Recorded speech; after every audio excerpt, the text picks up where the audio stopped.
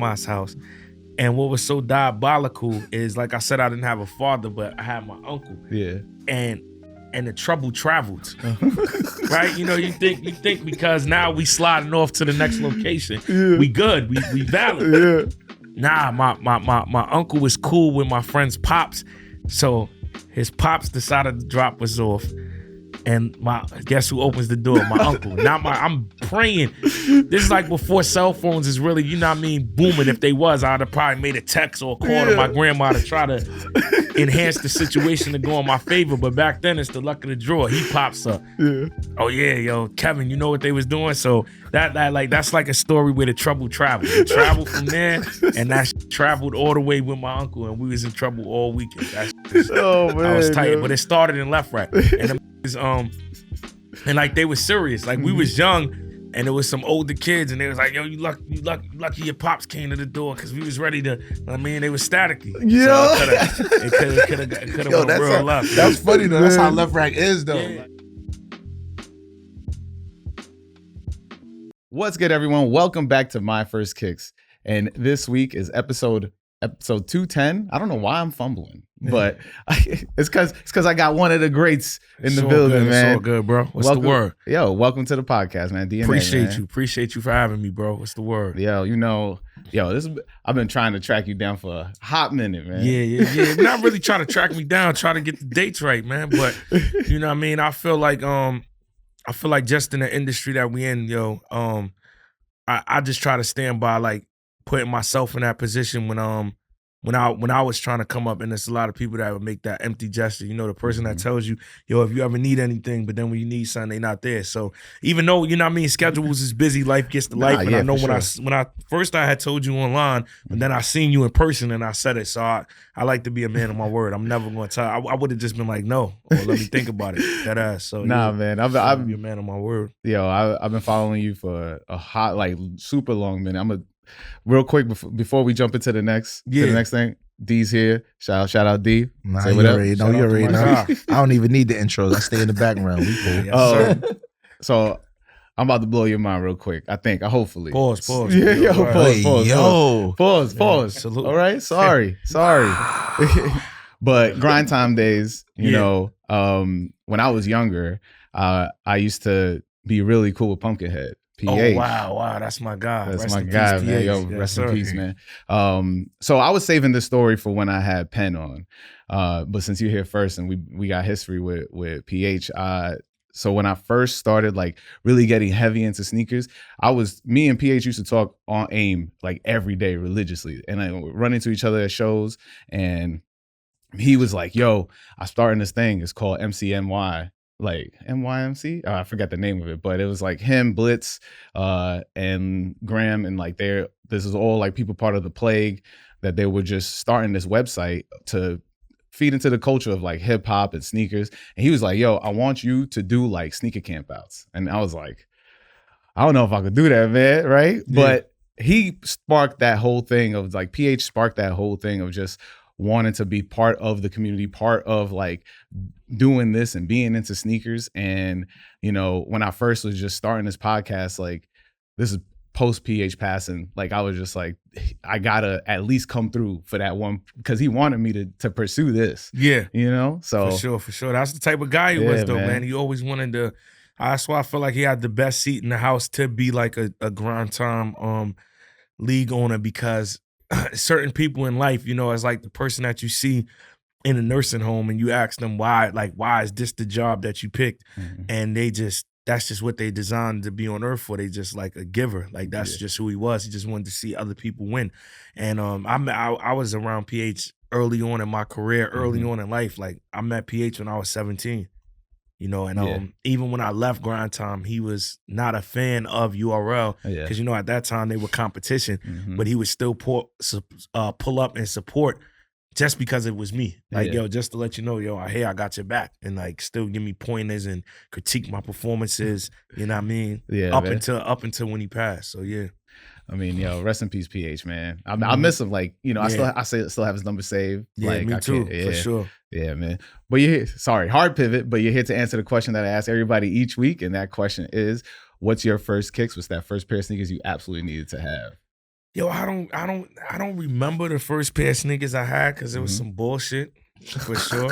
Like, and when I say that, I can remember the first pair of sneakers that I bought, but the first pair of sneakers that my mom and them gave me, it was probably I know it was some bullshit. I don't remember, but the first significant pair of sneakers that like I remember, which is where I'll say my first pair, it was the Citrus 7s. Yeah, let's go. Yeah. So this is back when this is back when sneakers was like 115. Like what we talking, like 2005, 2006. Yeah. And this is when Jordan was doing the different colors. Like they were taking chances. Yeah, they were taking chances. And I remember the part about it was so dangerous for me is that I was 14, 15 at the time. So New York City having a suede pair of sneakers, it didn't go well. Like them shits was fucked up in like 2 weeks. But I just loved the color wave. And it was easy to get fresh back then. So I had the Citrus 7s. I brought a citrus color t-shirt, a red t-shirt, a black t-shirt, and some baggy ass jeans, and it was a movie. But yeah, that's my first pair like that. That's significant. What was like growing up? Like where'd you get your fashion sense from? Like were you just like, was high school just full of just people just fly? I mean, it was really hip hop for me. Yeah. Like, you know what I mean? I just went through the eras of seeing hip hop and how people was dressing. That was my influence because my dad died when I was 9. So, that probably would have been who I would have went to see about it. But once he wasn't around, it was really hip hop. You know what I mean? So when G-Unit was doing the big ass t-shirts and everybody was in that era, I was in that era when they was doing the jerseys before Jay-Z, you know what I mean? Put it all to silence. I was doing that. So yeah, I was just kind of following what hip hop was doing. And you grew up in Queens too, right? Yeah. So Queens all day. Queens all day. I'm gonna bring it back. Even when they was doing the Gino Greens, I had those. I posted a picture on my Instagram with the red Gino Green hoodie. So yeah, I was just always following the hip hop trends. That is wild because like growing up in Queens, because I grew up across the street from Left Rack, so like okay. That's like close to the Queens Center Mall. Yeah, right there. That whole Kenny Anderson tournament was hell. Yeah. I mean, I used to play ball out there. Yeah, it's real. but like that, there was that strip, and I don't know. What part of Queens were you from originally? Like Corona. Oh yeah. We right there. So then we from the they say Left Rack is Corona, but Left Rack niggas disassociated. Nah, yeah, you're right. So I say Left Rack. So it's the same shit. So I say Left Rack just to bring it closer because I thought you was from Jamaica. Like no. A lot of people be saying that because it's like G-Unit ties or whatever, or because I'm a big fan of Gino. But nah, I'm from Corona. Yo, bro, that's crazy. I went to PS14. Like that's my area. I went to 227. Hey, let's go. Yeah. That's the other side, right? Yeah, on Junction Boulevard. Yeah, fact. That's mad funny. Yo, that's crazy. I didn't know. Now you messing me up now because like that area was so wild when I was growing up that it was just like when you're younger you don't realize that you're walking through the projects. Yeah. When you walk through Left Rack, but there's this video of I forgot who is like this German people they just pulled up to the back of Left Rack and they're like interviewing Nori or something like that. And it just everybody, all of us used to just hang out in that area, bro. Yeah. I don't know if you remember that back part of Left Rack. Like that. Yeah. So what's crazy is my best friend was from Left Rack. So I was always in Left Rack. So when I was in there one time, right, like we was bored and shit, and we was on the terrace or whatever, and we was I think we was in the Latimer building. And we was throwing rocks at somebody on the bottom. And as a kid, you don't really gauge. Well, as adults too, it's like a nigga that sell drugs that make money. He don't stop because he's infatuated with the idea of it. So, you would think you get away with throwing a couple rocks. You're good. Like, okay, we had our fun. Nah, we was just there for 30 minutes at a time throwing them until finally, clearly somebody realized where it's coming from. Boom, signaled it. And we wound up, and this is why I was so real about how parenting was back then or how it was, because we got in trouble at my friend's house. Yeah. We was getting dropped off at my grandma's house. And what was so diabolical is, like I said, I didn't have a father, but I had my uncle. Yeah. And the trouble traveled. Right? You think because now we sliding off to the next location. We good. We valid. Nah, my uncle was cool with my friend's pops, so his pops decided to drop us off. And guess who opens the door? My uncle. I'm praying. This is like before cell phones is really, you know what I mean, booming. If they was, I'd have probably made a text or a call to my grandma to try to enhance the situation to go in my favor. But back then, it's the luck of the draw. He pops up. Yeah. Oh yeah, yo, Kevin, you know what they was doing? So that's like a story where the trouble traveled. It traveled from there, and that shit traveled all the way with my uncle, and we was in trouble all weekend. That shit was, I was tight. But it started in Left Right, and them niggas, and like they was serious. Like we was young, and there was some older kids, and they was like, yo, you lucky your pops came to the door, because we was ready to, I mean, they was staticky. Yeah. So it could have went real left. That's funny though. That's how Left Right is though. Yeah. Like, But that's yo, just what even it is. like what's so crazy, right, is like even with gang culture, right? Even in Corona, right? I'll tell you this one situation where I was gonna be in a gang. And when I look back at it now, it was so gangster what happened. So it's a couple gangs in Corona that was big when I was growing up. It was Fam. And then it was Latin Patria. Kings? Oh, it was Patria? Latin King. Yeah, Latin King. It was a couple times Latin Kings formed meetings in PS 143, and I got up out of it. I remember one time I had on a purple and green Denver Nuggets jersey. It was terry cloth, and them niggas came to do that meeting. I had to get up out of it. I was like 11. Yeah. But right, so this was like I said, it's Fam and Patria, and for some reason, right, you know, I'm growing up with all the Spanish niggas. Yeah. So they like, yo, I'm like, yo, what you about to do? I'm like 13, like, yo, I'm about to go to this meeting, this Patria meeting. I'm about to be down. So I'm like, all right, nigga, fuck it, I'm gonna go with you. He like, yo, you trying to turn Patria with me? Like, fuck it, nigga, let's be Patria, right? So I go to the meeting. So the basis, you know, it's regular shit. Like, yo, you gotta be ready to, you know what I mean, throw down, do whatever, you know what I mean, be on point, you know, regular regulations. So we leave the meeting. I'm like, yo, nigga, I thought that shit was gonna be crazy. I'm with it. Like, yeah. So they like, come back tomorrow. Yeah. So tomorrow, I forgot, I wish I remember this guy's name, because everybody in Corona, they gonna know who I'm talking about, but he had a cane, right? So niggas watch this. I don't know where homie's at now. Hopefully he's good, but he had a cane, and he was the leader at that time. And the next day, he was like, yo, I don't know what niggas, he's like, he just started looking at niggas. He said, I don't know what them niggas told y'all niggas yesterday, but it's too many niggas here. This shit is not for all of y'all. Yeah. I'm going to tell you right now, and this shit, I'm going to be honest with you. You might go to jail. You might get shot. You might die. Yeah. Or you might wind up with, like me, without a ligament. So after hearing that, who here still wants to be Patria? Because if not, this is your only final chance to leave without any repercussions. After this, you got to get your ass whipped to leave. So who wants to just voluntarily bounce? I voluntarily bounced. I was really immediately imagining just the Simpson meme where it's like Homer backing up into the bushes. I looked at them niggas. Like, nah, I'm good. Said, nah, homie. I'm good, homie. No, but when you think about it now, and then I respected it, but now I'm like, I say all that to say is that you don't get that no more. Nah. That was gangster. Yeah. That was gangster because I'm a 13-year-old kid that could be easily influenced and infatuated. He told you what it was and gave you a chance to. Niggas don't do that no more. Now niggas are using a 13-year-old kid as a pawn. Next thing you know, this nigga's a part of Rico. His whole life is fucked up. Or a mom is burying their child. Yeah. So that was the message. And it was funny.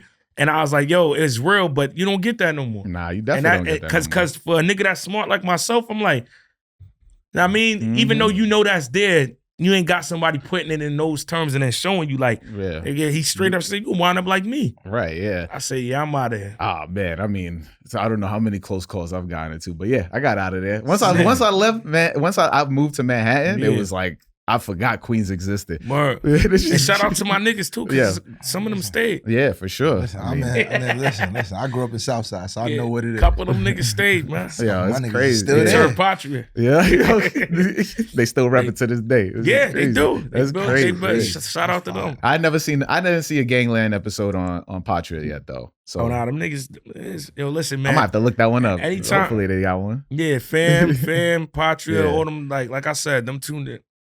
Them niggas is like that, man. So like, I mean, we know about your history with battle rap and I mean, I hope you know. I know. Yeah. But if they listen to battle rap and don't know who DNA is, they shouldn't be listening. They shouldn't be listening at all. You should just give that up now. That's not your thing. For real. But like, I want to know your history with sneaker culture. Like, how did you get like, did you start seeing a lot of it and start joining it a little bit more, or? Yeah. So like once I what I said, like with the citrus sevens, like once I got into those, my goal was to just keep, like, I was infatuated. And then I seen another pair of sneakers and I was like, boom, boom, boom, boom, boom. And then what's so real, right, is that, you know, at this time, but Jordan started in 1984. This is the 2000s. So you got the whole 90s when they first dropping ever. Yeah. Right. So I'm part of a special wave that I seen it drop a second time. Yeah. We probably on like the fifth or sixth now. Yeah, especially on breads. Yeah, exactly. But on that type of timing, I didn't know that it would ever come out again. So as a point in time in my life, this is how it coincides with rap. Yeah. I sold every last pair of sneaker I had for studio time. Right? On Craigslist. Yeah. On Craigslist. Yeah. And I had some crazy shit. I had like the old Air Max Valentine's Days. I had the 10s, but not the 10s that came out after, the ones that's coming back out this year. Yeah. With the cuff on the back. I had some crazy pair of sneakers, and I sold all of them for studio time. So my sneaker collection at 17, 18, I was like 50, 60 pair of sneakers in at that time. Yeah. Like even though something wasn't good, I was still, you know, at that time, toothbrushing it up, taping it up, doing whatever just to come outside with it. Were you copping at that store across the street from Vons?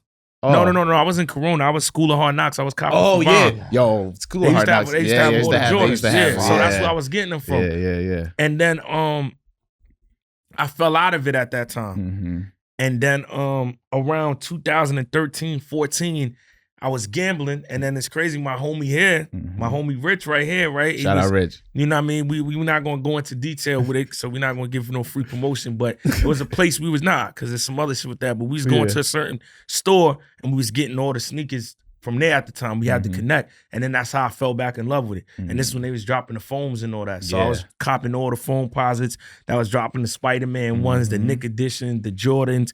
And then that's when I was like, oh yeah, I seen that sneakers was coming back out. Yeah. And then after that point, I've been on it ever since. You know what I mean? Right now, I'm like 300-400 pair of sneakers in. I mean, I'm close, man. I'm to 300. I think I'm at like 300. Yeah, I'm at like 300-400. And then I took a break again. Right. Because I always got breaks. Took a break again, and then probably like 2021, 2022, I'll be going hammer time. Because what happened was it was a drought. Like, And this is the real shit, right? How sneakers could go into some other shit, right? So my man Rich is here, right? Like I said, we had the plug at the sneaker store where we was getting the sneakers early and all that. Yeah. But something happened, not gonna go into it, but it was like, yo, we not going over there no more. Right. And a lot of niggas was still going over there for the sneaker.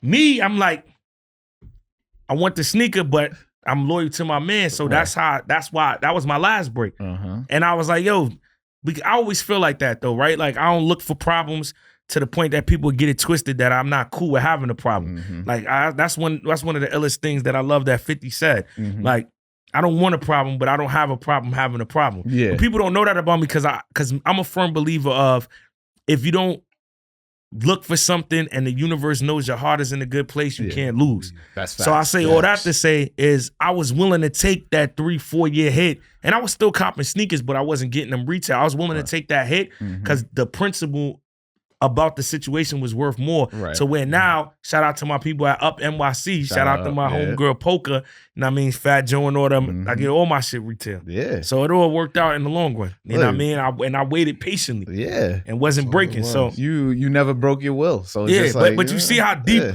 we talking about sneakers, but all of that plays into the part about, you know what I mean, copping sneakers. So so like the last 2-3 years I've been back on it heavy. No, because I remember the video where you were like, because we talked about it at AEW.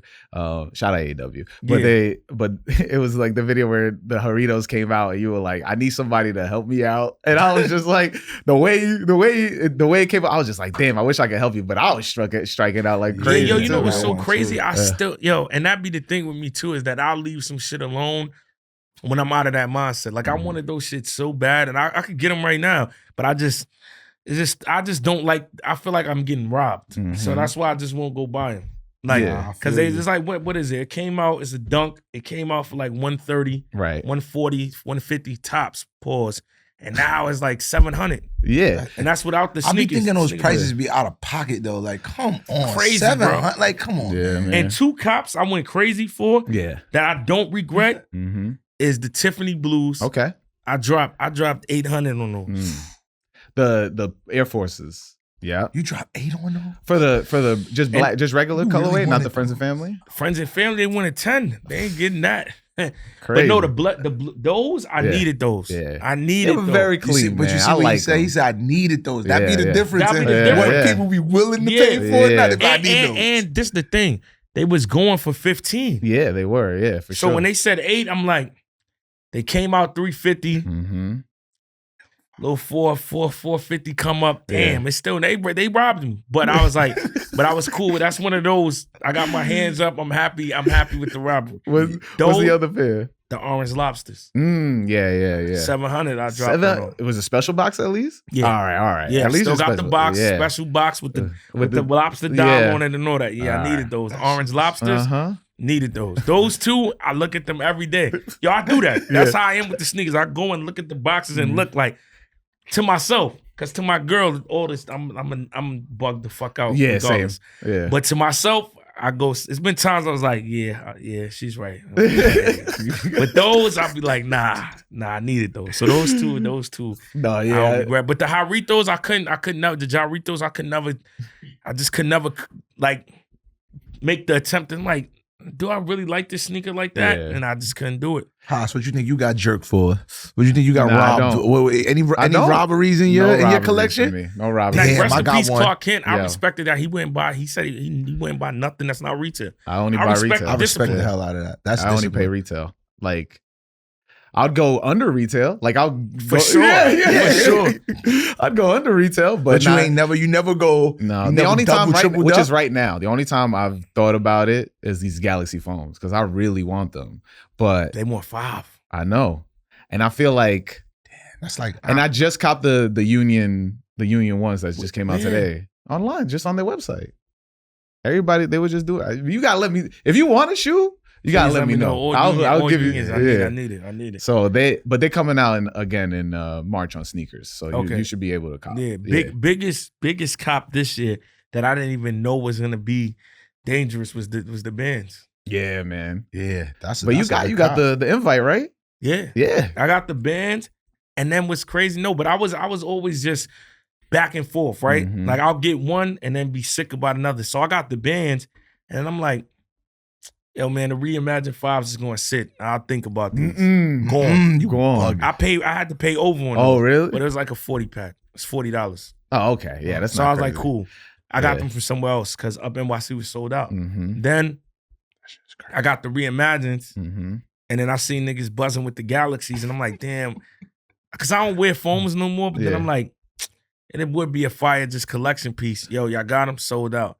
And then when I looked up 500, I'm like, I'm not doing this again, bro. I'm getting one, then I'm second guessing the next one, and then when I double back, it's going. I'm like, nah. And that's what keeps going, bro. You be like, damn it, yo. Oh, I should have. But this Saturday though, flu games. I'm locked in. Flu games, that's gonna be a good one. Yeah. I mean, now it's on my. You see, that's what I'm saying. Now on my radar. They were already selling them this past week. Yeah, I know. A lot of people were scooping them up. Letting them fly. Flu games, cool grays. I need the grapes next month. Okay. The Ferraris. Damn, you going Mellow 12s. Yeah, Mellow 12s. I might. Shattered backboards is number. Shattered backboards, Gammas, and the Zebra 10s. Those is at the top of my list. Nah, the Gammas is off the charts. That's the ones I'm gonna do. Whatever. Yeah, I'm exactly. Get it done. Those three. Three is my biggest counts. Now the add-ons is the French Blues. The grapes. Like I said, the Ferrari Mellow 12s. Cool Gray 9s. Cool Gray 9s is in my top 5. Top 5 Jordan Cops this year for me is, like I said, the Gammas, Shattered backboards, the Zebra 10s, Flu games, Cool Gray 9s.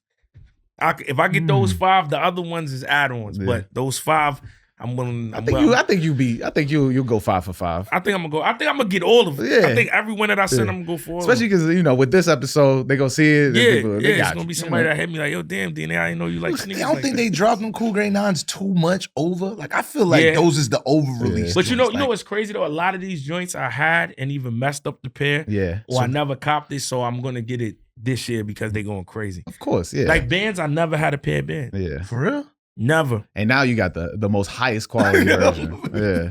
Starting off on the right foot. Yeah, WW. Yeah, yo. I wanted them, but I hear like the leather, you got to break it in. Like it takes you time. You do. At first, I didn't like it. Yeah. And I'm gonna be honest with you. I still got a heavy debate that the Reimagines is better. Oh yeah, that's what a lot of people are saying too. Like that, the patent leather joints. Right, that's the one you consider, or you consider in the ones that just came out. Oh, those are not reimagined. Oh, you talking about the fives? The ones. No, the ones. The black toes. Oh, okay. I know what you're saying. Yeah. I'm saying that I don't think they're considered reimagined. Would you? I mean, that's what they said though. Really? I thought they just called black toes. No, they said the reimagined ones. Yeah. Oh, interesting. Yeah. Because like I know it has the black light thing where he's like wrote to his best friend on it. Yeah. But even I'm just saying the leather. It's. At first, I was completely sold that those was better than the bands, but then I go back and forth. Yeah. Like me in the crib, I just be sitting there dolo, touching the leather, looking at all the details, comparing it. That'd be my little sneaker. Like people don't know how hard I'll be going. Yeah. Because it's tough. I don't got a sneaker room, but like, yeah, I'll be like, okay, yeah, this is fire. I'll pull them out, look at it. Like I got the last cop I got is the Travis, the chocolate joints. That's a good one. Yeah, that's a good one. And that suede on there. I'm such a suede person. Yeah, that is like So what? Let me ask you this, right? Both of y'all. What's your biggest after you get the sneakers? What's the first thing you get after? I mean, you gotta smell it first. That's a smell. You smell No. I'm saying like the next piece of clothing. I thought you were talking about like when I get it, what I'm doing. No. I do. I mean, now it's been hats. I've been copping a lot of fitteds. I'm not mad at that. Yeah, I'm not mad at that. A lot of Mets fitteds. A hat and a tee or a crew neck, depending on the weather. Yeah, they gotta. But it's definitely a hat. Me, before I would say hats, but no, before I would say just strictly. You know what I mean? The shirt, whether it's a hoodie or a jacket or whatever. Mainly, I'm going to still say that. Hats, I put that at 2. But number 1, I'm trying to find a crazy jacket, crazy shirt that goes with it. That's when I feel like it's complete. Because I feel like the jeans and the hat is something that's going to go with it. Yeah. The actual jacket or shirt part, hoodie part, that's where it's going to take. That takes the work. Oh, yeah. It takes it over to the top, Especially if you got like a crazy varsity. Exactly. I've been on a varsity kick like crazy. Me too. I just got that St. John's varsity. Yeah. Seen the one that they did with Averex? Yeah. I'm waiting for that to come. That's the flu game outfit right there. Damn, that's crazy. The Joe Freshgood, I don't know if you've seen the Joe Freshgood varsity that he dropped with his New Balance. Crazy. Yeah, send that to me. Insane. I'll send it to you. I like the varsity more than I like the sneakers. Shout out Joe. Joe. Did y'all just see the varsity the joint they did with Hellstar and Jewels with the Averex? Nah, I haven't. I ain't see that. Crazy. I mean, Hellstar's on a tear. Them Averexes that they just did with Jewels, and it's the color too. It's some Easter shit. Oh yeah, like literally, they might make me just cop my Easter outfit. You seen it? Yeah, I've seen it. It's crazy. Fire. That's crazy. I'm very curious. Like, do you have pairs that you've worn in battles that you just look at and they just like cemented to like, yo, I worn it when I face such and such, or like, and then you just like what are some pairs or stories that come with that? The royal blue and gray foam posits, I still got them, even though I don't wear foams. That's what I did it to. That's what I did. Did it to Ill Will. That's to get smacked the fuck out of here. That is, yeah. I got those in a bin. Those guys. Oh, I thought he was gonna be like I got them in a case. Nah, I got the jersey in the case. So I got the Brooklyn Nets. It's the short sleeve Darren Williams jersey. Right? That's how long we going back. Darren Williams jersey. And I wore that verse Ill Will. And I got it framed. That's an iconic moment, man. Yeah, but those sneakers, and then I still wear the sneakers that I battled Mickey Fax in. Those are the Orlando Magic 10s. Yeah. I think that's lit. This shit sound like when NBA players talk about what they wore, certain playoff games. That shit fire. The monumental joints, I remember what I wore. Versus Disaster, it was a pair of Griffeys. The green ones, the classics. Yeah, the classics. I remember that. Yeah. when you pull up to a battle, like, do you check out people's fits, or is it just like, you know, because I feel like everything's an upper hand. Because I mean, you know what's so crazy, right? When you want to come up, it was a thing like, yo, I want to get fresh to go to a battle. But as the years started going on, like, that's a disadvantage. Oh yeah, yeah, because you got to read the room. You're in the environment of people that not per se don't have money, but their whole idea of this thing that we call battle rap is an underdog sport. So when you look to the part, it'll make them root for the other guy subconsciously already. Yeah. Like Goods battled Easy, and Goods has on a Louis Vuitton outfit. Yeah. Drip down. You know what I mean? Custom made, red to the bottom. Chains on, bracelets, rings, all that. His crowd reaction was nowhere Easy's. Long tee, hat on, before he got his teeth fixed. Yeah, they connected just to aesthetically. him more. Yeah. That's the guy we should be rooting for, because he's coming up. He came up. Right, yeah. So me, I was always aware that when I went into a battle, as years went on, I black teed up. You know what I mean? I'm clean, but I'm not. What I would wear to some shit when I'm getting fly, I wouldn't do it there, because I already feel like aesthetically I'm putting myself at a disadvantage, because then you go, let's root for the guy that doesn't have that. Yeah. See, people don't look at the clothing and the sneakers like that. I would have no lie. You saying this, my mind blown. I would have never even thought of that. But it's also because we're not in the crowd. We're not part of the reaction. But not the crowd don't. This is something that battle rappers don't know, and the crowd don't, because it's not a thing. This is something probably 5 people came up with. Me, Goods, and a couple other people just, I watch from a different angle because I'm studying it. Yeah. So in my mind, I'm like, okay, when they see somebody that is fly or dressed, he made it. So it's not even a thing they're doing on purpose. It's just subconsciously, I need to go with the person that looks like they don't have it. This person look like they have it. You gotta go with the hungrier dude. Yeah, exactly. I gotta help him. I gotta help him come up. Exactly. So yeah, because everybody like the underdog. Yeah, exactly. And it's interesting too, because like I've been watching battle rap since the fucking 2000s. So it's like, what being part of the rise of it, like, what was that like? How did that feel? Oh man, it's amazing. At one point in time, though, it was very confusing, because you got to think, in the peak years of battle rap, there was no money to support the notoriety. So you're doing 1 million views, 2 million views. My battle with Disaster happened in 2011. I'm 19 at the time. It has about 6-7 million now. At that point in time, it has 2 million. I'm still taking the train, and it's just people were matching the viewership to the success and the money that you should have. Right. So they'll see you in certain places. Like, I was still in my neighborhood at that time, because in my mind, when I look at my bank account, it doesn't say don't be here. Yeah. But the way people are acting and treating me, it says don't be here. Yeah. So that was the biggest. That's interesting. Like, in terms of the come up, it was an amazing experience to know that, like, we're a part of, changing how it was viewed. Because before that, it was a casual, more like a hobby thing. We kind of, I ushered in the generation that made it a career and something that you can now make a living off of. Yeah. But that was our biggest challenge. I would say, is that the money wasn't there. Just monetizing it then. Yeah. In 2012, like, it was rare that somebody was getting 5 figures for a battle. Yeah.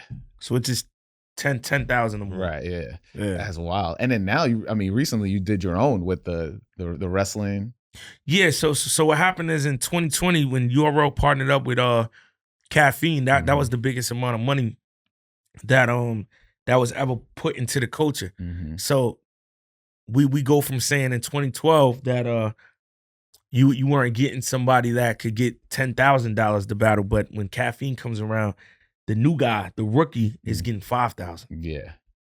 To start. Right. So then on average, the other battle rappers that have stature, entry level, starting negotiating level is 20 or more. So the most money is being made. But the problem in it after that is that a bunch of battle rappers thought that amount of money would be sustainable in the culture forever. So that's when you blow the money because you think it's always going to be there. Do another battle. Yeah, and then the problem is, right? So that's the thing that my biggest gripe with battle rap and battle rappers is that they'll present it to the other people that don't really understand it as if there's no money in there.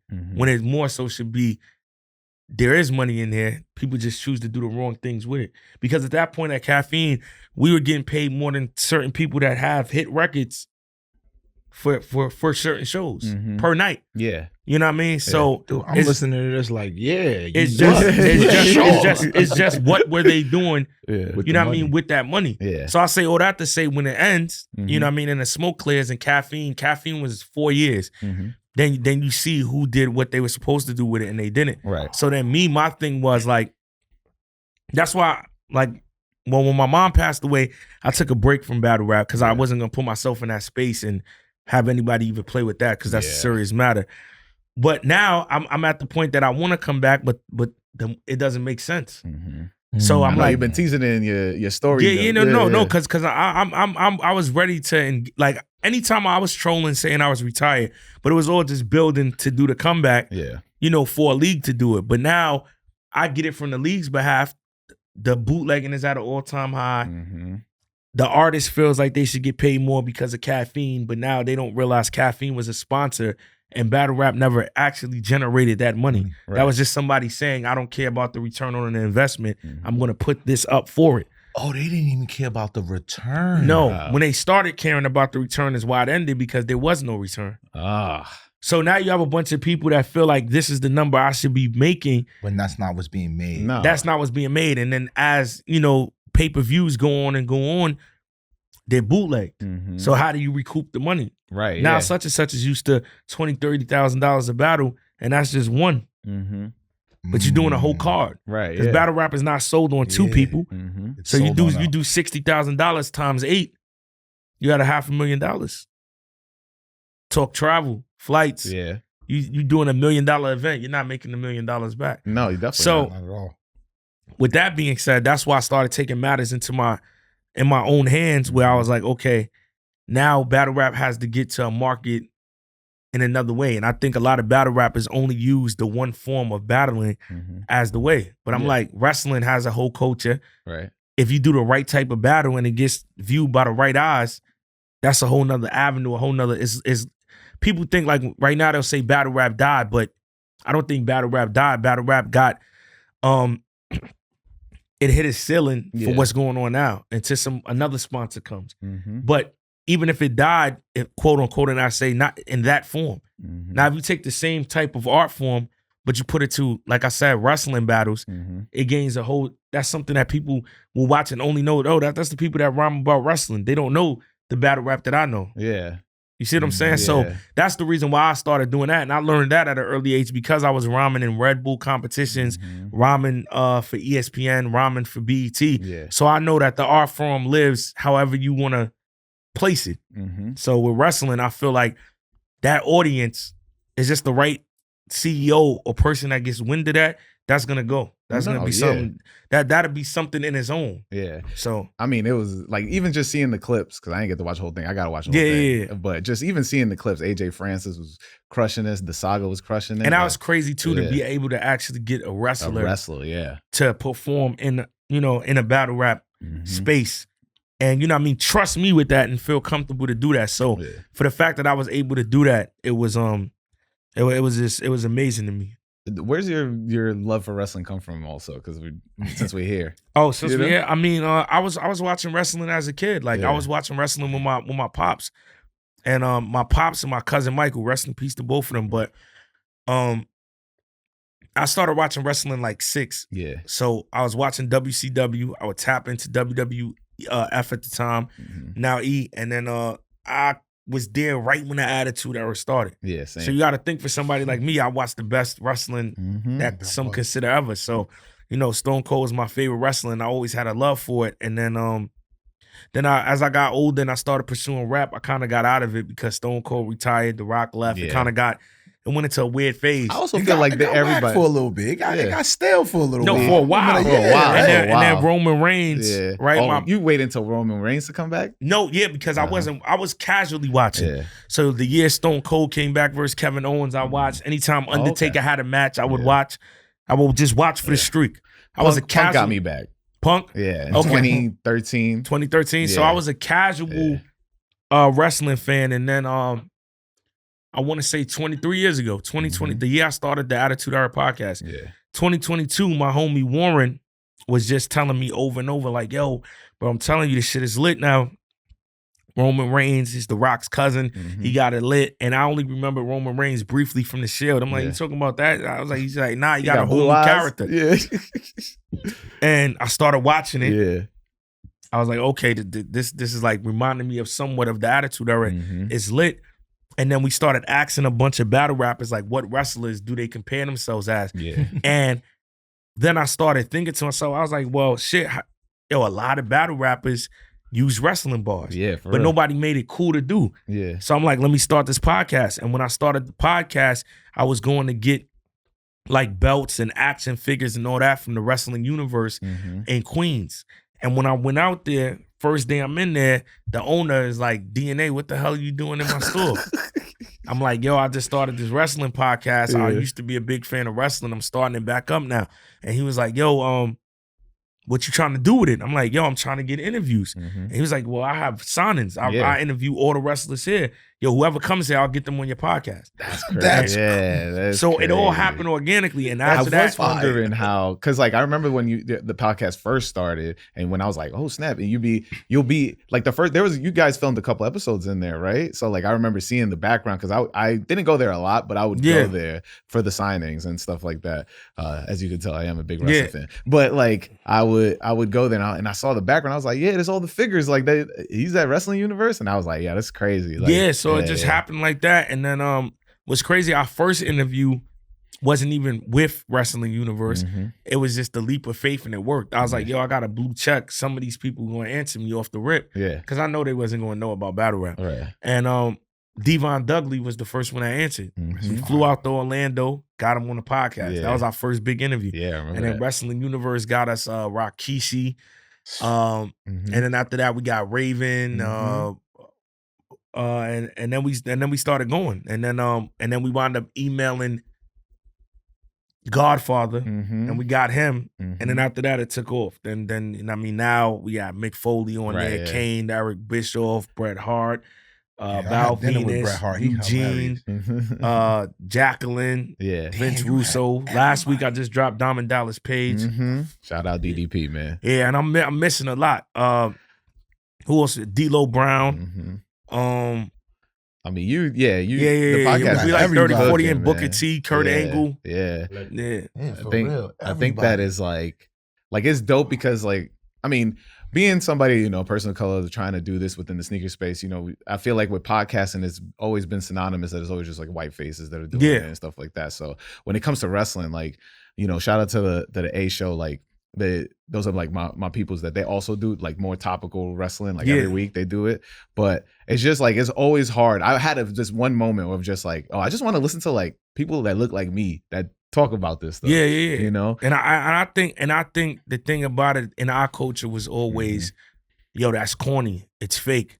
So you didn't really get people to get behind it. But now that you see more black wrestlers on screen that are champions, that are popular with big ass fan bases, it makes people be like, oh, okay. And then you got DNA on the battle rap side, Tay-Rock, and then on the industry side, you got West Side Gun with Fourth Rope, doing that Smoke Dizzin and all them. Shout out to them. Because we got some stuff that we working on too. Hey. You know what I mean? Future guest. And then you got AJ Francis, who is bringing us in, that actually brought us into a promotion to be a part of it. And then you got Trick Williams bringing me and Arsenal out there and shouting us out on a thing. Like the engagement of the connection is too hard to, go against it. Where I feel like before it was like our space, at the same time that I feel like we didn't get our credit, we also didn't really stand behind it. Like you would have very few. Now it's a epidemic of all of us that people of color like, yo, I really watch wrestling. Boom, you should check it out. This is what's going on. See, that's the thing. I think we always like that kind of shit though. We think about it. We grew up playing games. Yeah, but people, I just feel like we never was out there thinking like in battle rap. Like in battle rap, I just watched like when I said it. Yeah. The next thing you know, I just because that be the thing when we were innovating. I'm like, let me see how this is received. Like the moment I said it, after that, I just started hearing way more wrestling bars. So I'm like, it's not that because they said if you said it's cool, then they ain't gonna get torched if they. What was the bar? What I'm saying. Like once I seen it wasn't that I said I made people start doing wrestling bars. Of course not. I feel like I let people know. Yeah, it's cool. Okay, we can do this. Yeah. What was do you remember the bar? What? The bar that because I'm trying to even remember it. What was the wrestling bar that I started hearing? Yeah. No, I don't. No, yours. The one that you were like, I'm a pull up. I'm gonna just try this one out. You know? Oh no, I was always doing them. Oh, okay. Yeah, I was always doing them, but like around the podcast time, I was battling Official, and she was like we was like in the same group before, like NWX before I ended it. So it was an NWO bar. Yeah. It was like you lost the what was it? It was something that I said, like you lost something you lost that NWO, like N the WO, something to that nature. Like I didn't mean to put you on the spot. No, because I mean I don't write my bars down. Yeah. So I literally make them, so I make them up in my head. Once I say it in the battle, I don't That's crazy. But it was a Gun Titles reference because she battled Tay Rock, and I was saying and I was like, how you lose the battle, how you lose the money NWO, you should have sprayed one of the titles. Because Tay Rock is Gun Titles and you know Hulk Hogan sprayed the title. Yeah. So it was like, that was the bar that when it rocked the room, I think after that everybody was like, all right, I'm gonna do wrestling. And then that same year I did one wrestling bar battle with Saga and Don Marino. Shout out to them for being, you know what I mean, the first people to do it, and it worked. And then the next year, I believe it got popularized more because me and Clips did it. It was me versus Charlie Clips, Chess versus Danny Myers, Sheed Happens versus Snake Eyes. And then after that, that's when everybody's like, yo, this wrestling bar shit is crazy. Yeah. So when I brought it back last year, that was the second time. Right, Because the first one was Halloween Havoc, the next one was No Mercy. Yeah. It's crazy because my brother, so I'm in a punk band, I'm in a rock band. And my brother, he love your shit. Good looking. Right? Shout out to him. And he in the band with me, and the Look Alive, that song Look Alive, the John Cena line. Oh yeah. My brother do those punchlines because of that. He said in the song, and that's a song we had chart on Billboard, so that song is out fire. there. That's fire. Yeah, I gotta hear that. He said, "Lock the culture with a chain, rookie John Cena. We took y'all to the cleaners." That's fire. And it was dope. And I'm like, "You talking about this?" I'm like, "Yeah, my brother stayed dropping them punchlines. And he love you." When this episode drops, he gonna go crazy. I wonder if that's where that came from. That's what I'm listening. I'm like, maybe that's where that came from. Why he dropped all those lines? Man, I mean, look. It's just wild because I think that hopefully there's sneaker battles. I mean, sneaker, like battling with sneakers. That's tough. Imagine battling, but for the sneaker though. Bro. Like me, I'm with all of that. For the Doritos? I'm not. Listen, I'm with all of that, bro. I'm with all the end of it. Like even right now, I've been going viral on Instagram just by doing those type of creative freestyles. Yeah, that's what I wanted to bring that up. Yeah, like, bro, you are absolutely killing with those because it's just.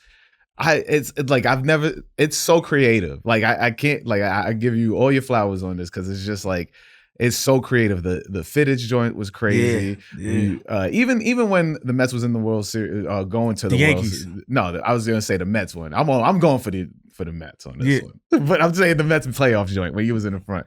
No, that's the Yankees. No, I thought you did one for the Mets before they went to. No, I did one for the Yankees before they went to the World Series. I got it wrong, but. So you just a Mets head. You just wanted to say Mets. Listen, all right. Cool. But yeah, the Yankee one was fired. I would do it. I watched it. I just think that is just like, it's so unique in my opinion. Like you are just like coming off these crazy bars just off. I feel like they come either they come to you and you just look at something and it just sparks your attention, something like that, or like what? No, what is that process?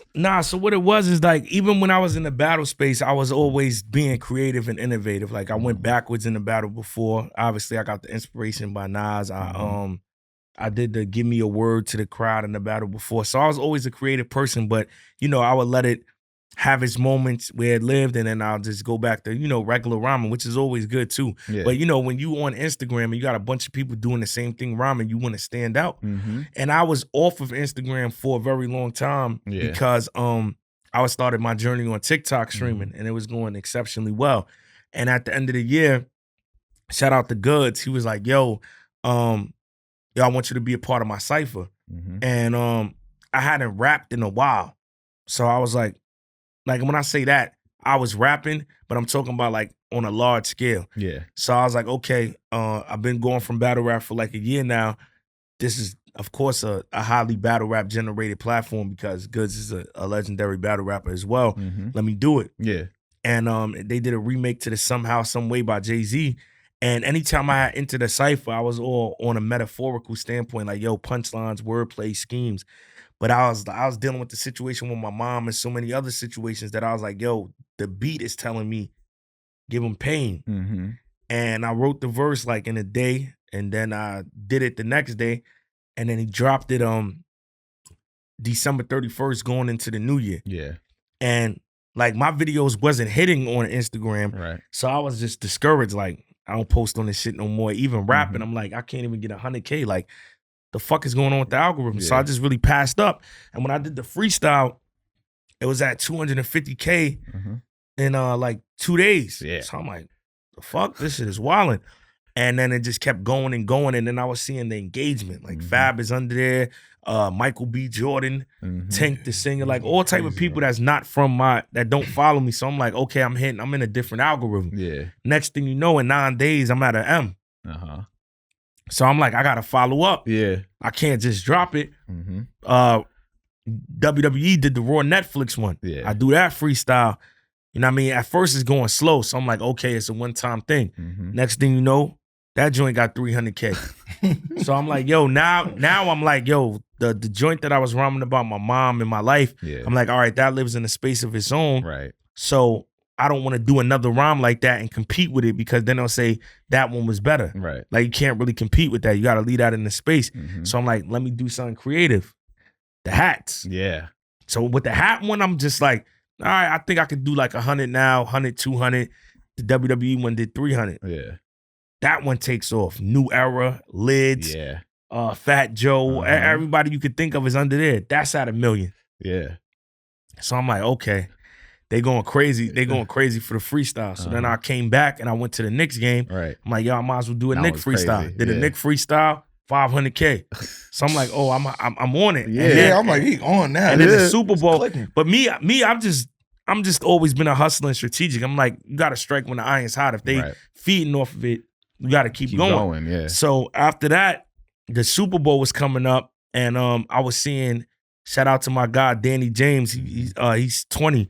He goes by the rap name of Lil D also, pause. But he, when I did the Yankee freestyle, shout out to my guy, Mr. Throwback. He was like, yo, this kid just came in and did a Yankee freestyle. So you know me, I'm territorial. I'm like, who the fuck is on my block doing what I'm doing? Right? So I'm like, send it to me. So he sent it to me, and I knew Lil D because I did a cypher with him a couple years back. So I'm like, oh, this is my guy, and it was fire. And then I seen him do a Nick freestyle, and I was like, oh shit. So like, and it inspired me because I used to do those type of freestyles, but when they didn't hit, I stopped. Right. So I'm like, what people do that's so whack nowadays is when you see somebody doing the same thing you do, you go against it. Right. To say mine's is better. And me, I like I said about keeping your word. There's so many people that looked me in my face, told me they was gonna do something and didn't do it. Right. That I take pride in doing it. So I'm like, one, I want to show this guy, because I don't know what he thinks, like how that I'm on some, yo, we both could live in the same space and do some ill shit. Right, yeah. And two, it's gonna look so ill if we do something ill together because we both killing it. Yeah. Like, there's no need to try to go against them. Yeah. So I hit him up. I seen him at the Knicks game. I'm like, yo, I got an idea. When the Super Bowl happens, we should just pick either team and we should do a Super Bowl freestyle. I'm telling you, it's going to go crazy because we both doing the same thing. Right. So he was like, he's with it. Boom. It winds up being the Eagles and the Chiefs. We do the freestyle. We do it on a football field, jerseys and all fitted. Yo, that's the biggest freestyle I did. 2.5 million now. It had 1 million in 2 days. That's crazy. Snoop Dogg posted it. Allen Houston fire. posted it. Yeah. It was crazy. Crazy, bro. I mean, yo, like I said, and then we doubled back and did the All-Star game. And that one, we did it late. So let me not say only. That's when you start you getting spoiled now. Now I'm out of doing 1 million, I'm saying only. No, it did 250,000. So I'm just using the numbers to tell, because I'm saying that to tell people like, yo, you'll look at somebody like me like, damn, you think DNA really cares about numbers or he's so successful? And it just goes to show, don't give up, because you never know when that was all organic and spontaneous. How I got that motion with Freestyles to where like you should always drop the content. Yeah. And I had a couple that didn't hit, but I've learned now like, yo, I just got to keep going. Just keep going. So now every week I'm dropping a freestyle. So I say that to the person that is at home like, damn, my shit's not taking off. All you need is one. Yeah. Yo. I got a last question for you, and it deals with a little bit of visualization. I want you to think back to, younger DNA, and he's about to open that box with the Citrus 7s in, and now you're older, you travel back in time behind yourself. What would you tell your younger self? First, no butterfly effect. No, it's just you just giving yourself advice. What would you tell your younger self? Don't wear these shits outside, nigga. Finally, somebody said every time in my mind when you say that question. Don't play with these shits, man. Like, that's the biggest thing. That's the only difference from when I had sneakers as a kid to now. Like me, I value my sneakers, bro. You gotta ask him. I get hyped every drop like it's Christmas. Like, yo, I need it. I'm hitting poker. I can't go away, man. Every single day. She's not answering me. I'm getting nervous. Yo, man, I might not be getting these shits, man. What I'm gonna do? Like, so I take it serious, and then you know what I mean. I'll be getting the right outfit and matching it. But and I won't do certain things in them because I'm like I don't want to fuck these up. Yeah. But as a kid, I'm doing all type of shit, going out there in the rain with suede sneakers, nut shit, playing manhunt, basketball, all type of crazy shit. So that would be my advice, yo, man. Don't play in these shits, man. Yeah, let everybody know where to find you. Y'all can find me on Instagram at The Real DNA GTFOH, on TikTok at DNA GTFOH, on Twitter at DNA_GTFOH. If we're talking about bookings, book DNA now at gmail.com. Yes, sir. D. Yep. Let them know where to find you. You know where to find me is D3E's demigod _ on Instagram. Also for the band Oxymorons, that's 2 R's. OXYMOR. Everybody in there got on some good sneakers, man. Oh, well, you can't be on this show and not have good sneakers. That'd be crazy. My man got on the classic 3s. What's those that you got on? The Unions. The Unions. Okay. Yeah, Union Beffy Studios 5, whatever. Beffy Beauty Supply. Yeah, for real. We all valid. Just because they can't see me don't mean they ain't on. That's how you know it's real. Everybody in here got a valid deal. Hey, you know where to find me. I am Who Is Haas on all social medias. Follow the podcast at My First Kicks Pod. If you've been listening to this, go to YouTube, youtube.com/@myfirstkicks. We've been in studio this entire time. You can see DNA, you can see me, you can hear D, you can kind of hear Rich. Pull up. Yeah. And if you have a My First Kick story, hit me up. I would love to read it to a guest each week. info@myfirstkicks.com. Cop a shirt, go to the website, myfirstkicks.com. And you know what we say each week? Wear your kicks. Peace. Well, do you want to hit it? You want to hit it? Good night. Nah, hit the get the fuck out of here. Oh, you want that? Okay, see, I switched as I got. Not a good night. Yo, listen. I like the good night. It's smooth. Yeah, my new shit. I got smooth. I got corporate on them. You know what I mean? My other joint got curse words in it. But you know what I mean? We here, y'all. You see my friend's basement, My First Kicks. Send all your information in. Let us know what your first pair of kicks is that you like. Go to the website. I'm gonna go to the website and cop. You know what I mean? A My Kicks t-shirt. And if not, man, y'all know my slogan. Get them the fuck out of here. Yes, sir. I mean, put the beep there. Put the beep there. All right, yo. Thanks.